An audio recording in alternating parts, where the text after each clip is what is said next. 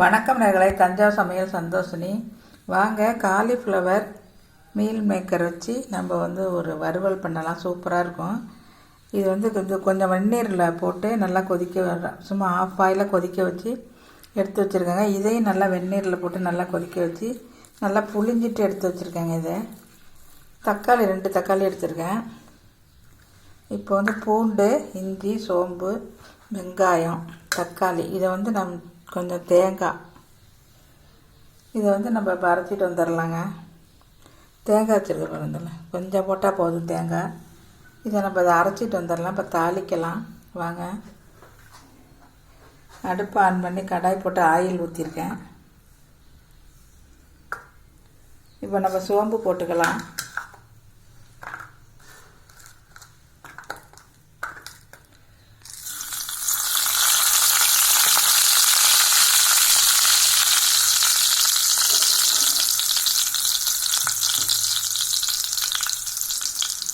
எல்லாத்தையும் நம்ம அரைக்க போகிறோம். இப்போ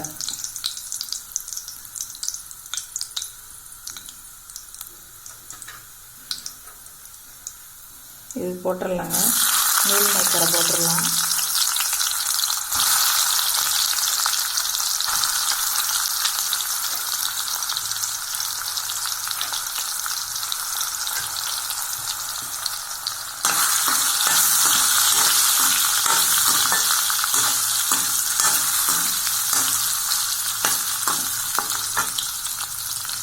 இப்போ நம்ம இதை அரைச்சி இப்போ வதங்கிட்டுங்க. இதே முன்னாடி போடுறோம்னாக்கா நல்லா இது கொஞ்சம் லேட்டாக உள்ளே போய் நல்லா உப்பு மிளகாய் எல்லாம் சாருங்க. அதனால தான் நம்ம இதை முன்னாடி போட்டுருக்கோம். அதை லாஸ்ட்டாக போட்டுக்கலாம். காலிஃப்ளவரை மிளகாத்தூள் போட்டுக்கலாம். காரத்துக்கு தகுந்த மாதிரி நீங்கள் போட்டுக்கோங்க. மஞ்சள்தூள் போட்டுக்கலாம். கருவேப்பிலை போட்டுடலாம்.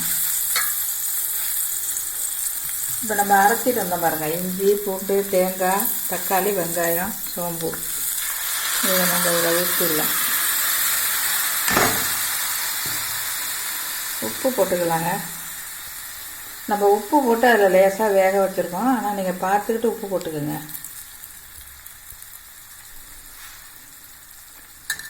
அவ்வளோதாங்க. இப்போ இது நல்லா கொஞ்சம் கொதிக்கணுங்க.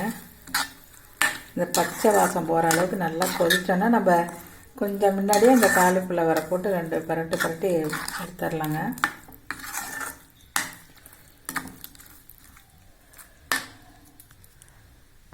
அது நல்லா கொதிச்சுட்டுங்க. இப்போ நம்ம காலிஃப்ளவரை போட்டுடலாம்.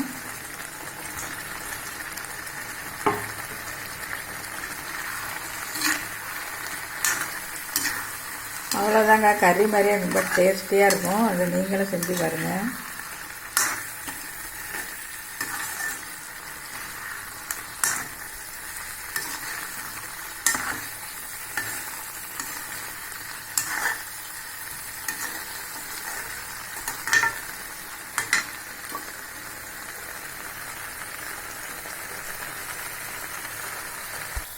இப்போ காலிஃப்ளவரும் மீல் மேக்கரும் ரெடி ஆயிடுச்சுங்க. நீங்கள் சப்பாத்திக்கு வேணால் கொஞ்சம் அந்த கிரேவி மாதிரி வச்சுக்கலாம். சப்பாத்தி, பூரி, தோசைக்கு, இட்லிக்கு எல்லாம் வச்சுக்கலாம். இது சாதத்துக்கு நான் வறுக்கிறேன். அதனால கொஞ்சம் இதாக வறுக்கிறேன். டேஸ்டியாக இருக்குங்க. நீங்களும் இந்த மாதிரி செஞ்சு பாருங்கள். இந்த வீடியோ பிடிச்சிருந்தால் லைக் பண்ணுங்கள், ஷேர் பண்ணுங்கள், சப்ஸ்கிரைப் பண்ணுங்கள். வாழ்க வளமுடன்.